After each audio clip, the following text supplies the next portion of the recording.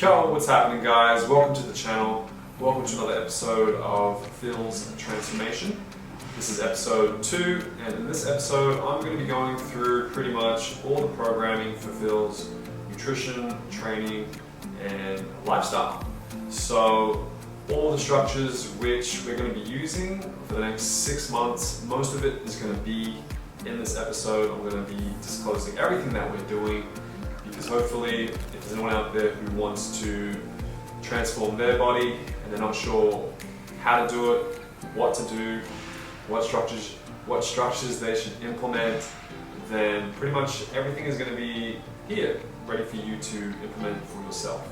It's also going to give you guys a thorough insight as to what a coach does and what I basically do as Phil's nutritionist, as his trainer, to assist him in achieving his 6-month goal.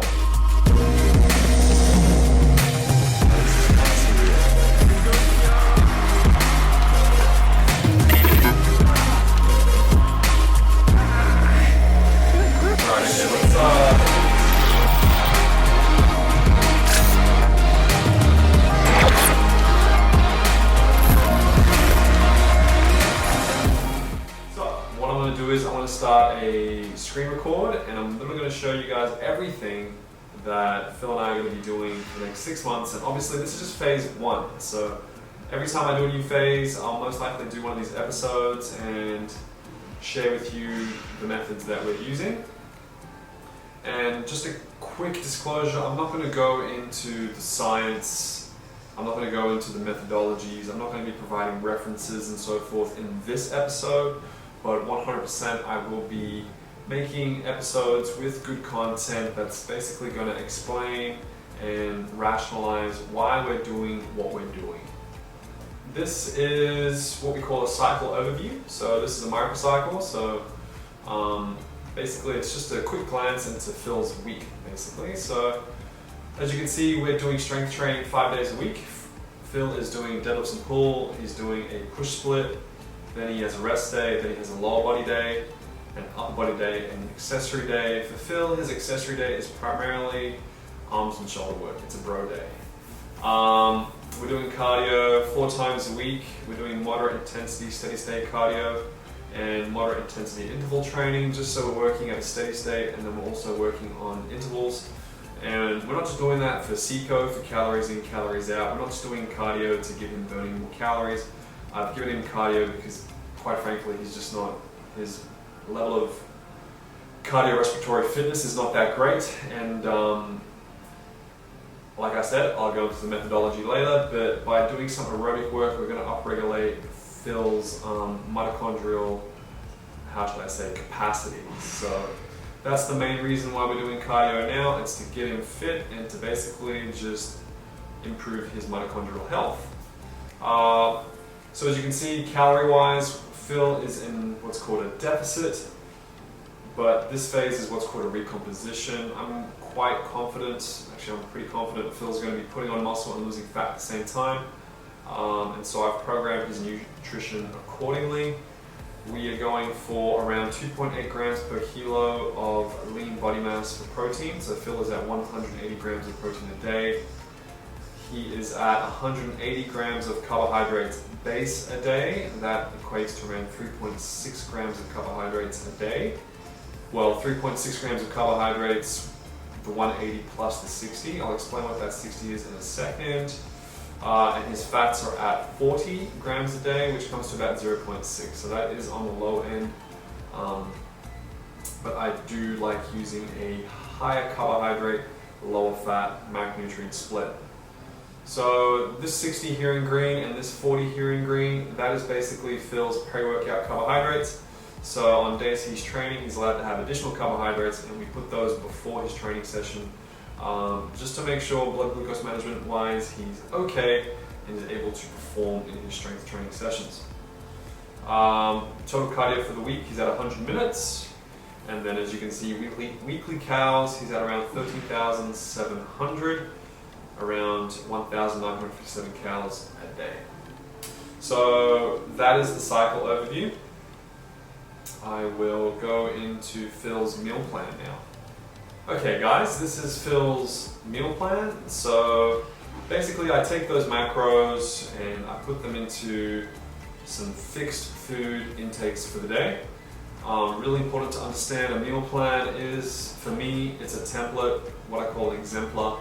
I do not expect Phil to be eating this all day, every day. In fact, I recommend against it. With my clients, I like to use flexible dieting. So we use the meal plan as a base to start from so that the client knows pretty much where they need to start and it gives them a good starting point. But then I encourage them to start with some switches and some swaps, basically swapping out some foods for other foods but still hitting macronutrient targets. And of course we use MyFitnessPal on the phone to basically hit those macros.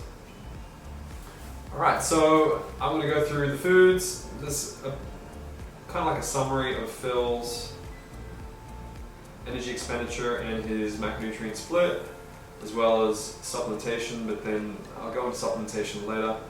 So let's go to the next page. So basically Phil, he's on 5 intakes a day, and pretty much they're square intakes. So there's nothing fancy to them. We're just splitting up his macros into 5 intakes.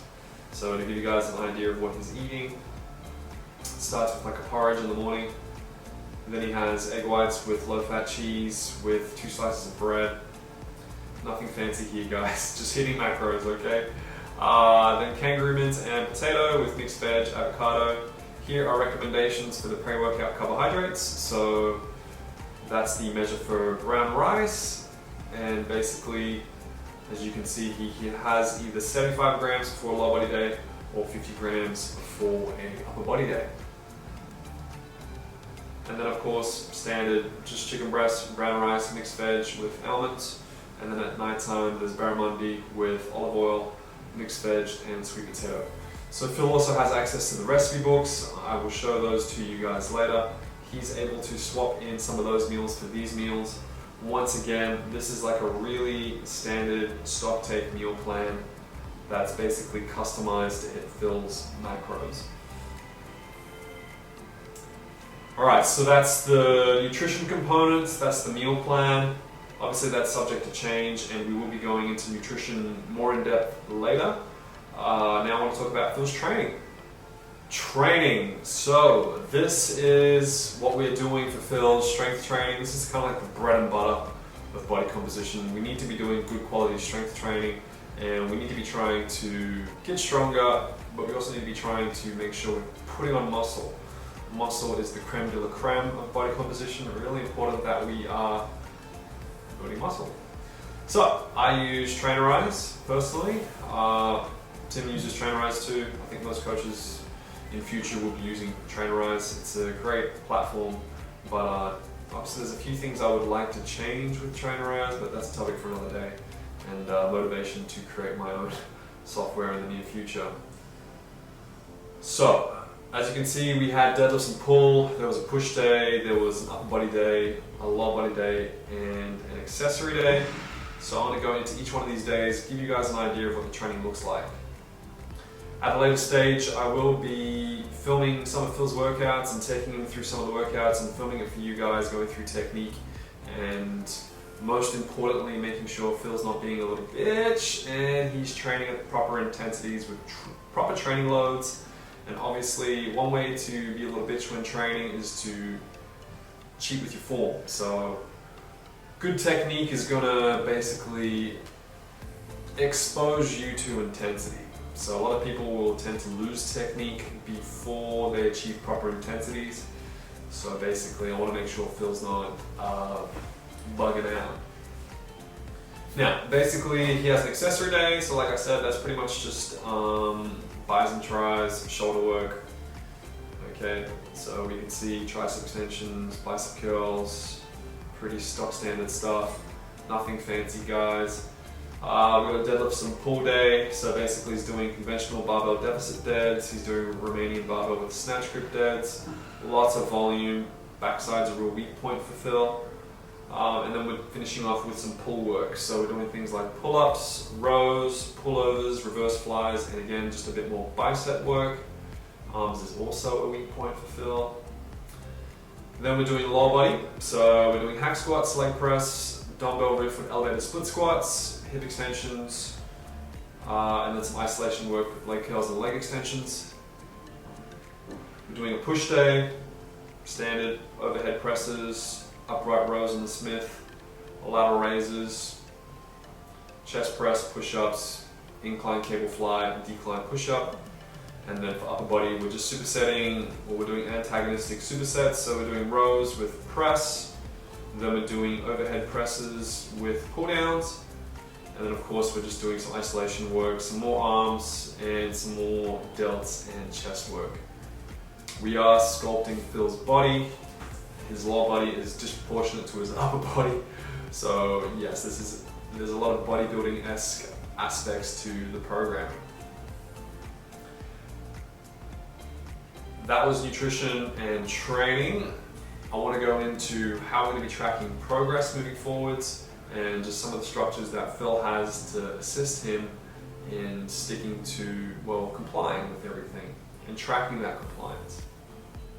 Now, before Phil does a check-in, he's meant to be doing this, so we have some screening questions for training. Some are qualitative, some are quantitative. We have some questions for nutrition. We like to assess biofeedback, so hunger and cravings, energy levels, moods, tracking caffeine intake, has he or has he not been taking supplements, any other information that I need to be aware of. So did Phil go out and have a birthday dinner? Did he go and have Lebanese with his friends and have extra butter on his bread roll? Which I know he did.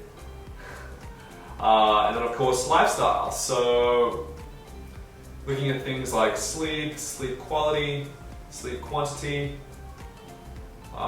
psychological and emotional stress, really important. And then if they did score more than 3, you need to let me know what's going on. Looking at bowel movements, looking at Bristol stool chart. Hopefully we should be a 4 for a Bristol stool chart. If not, it could indicate digestive issues. Tracking things like libido. Alright, so that should be done prior to Phil checking in, and then obviously we're going to be tracking Phil's body weight. Now as you can see, as when I'm filming this episode, I'm a little bit behind. Phil has been tracking his weight.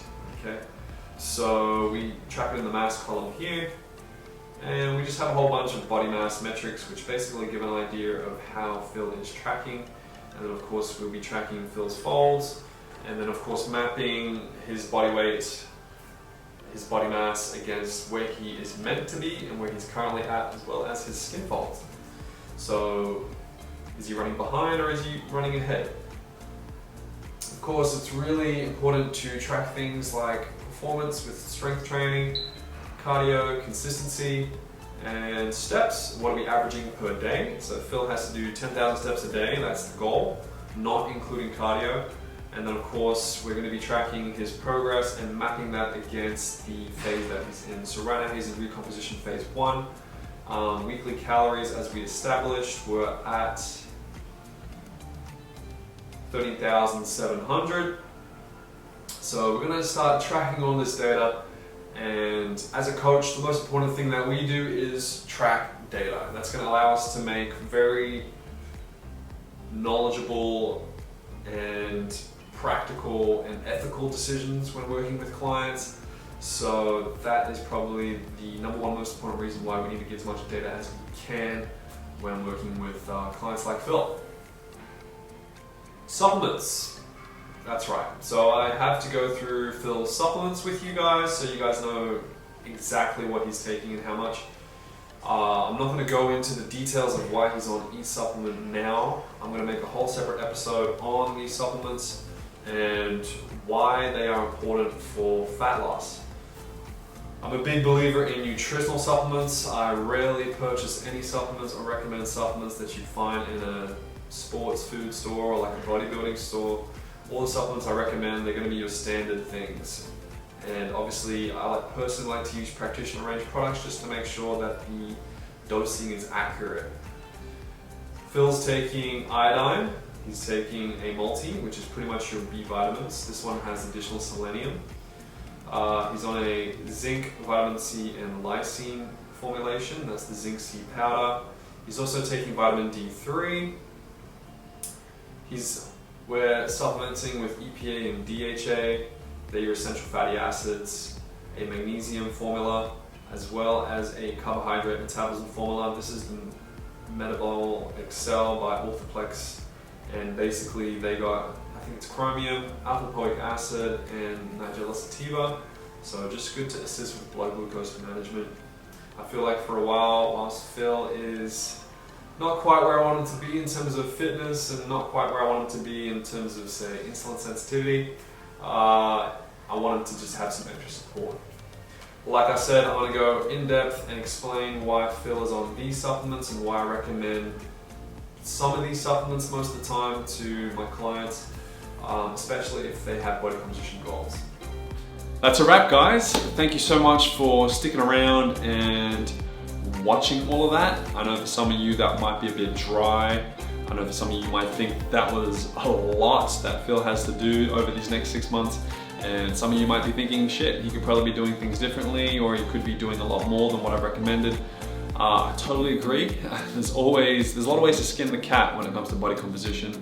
But I know for a fact, Phill, if you're watching this, if you follow everything that I've basically designed and set up for you in terms of nutrition, training, lifestyle, supplementation, I know 100% you're gonna be where you wanna be in 6 months. And anyone watching this, obviously don't do exactly what Phil's doing, but if you're close, I'm quite certain you're gonna make good progress too. So make sure you guys like, subscribe, and follow the channel, because tomorrow I'm actually seeing Phill for his 3rd check-in.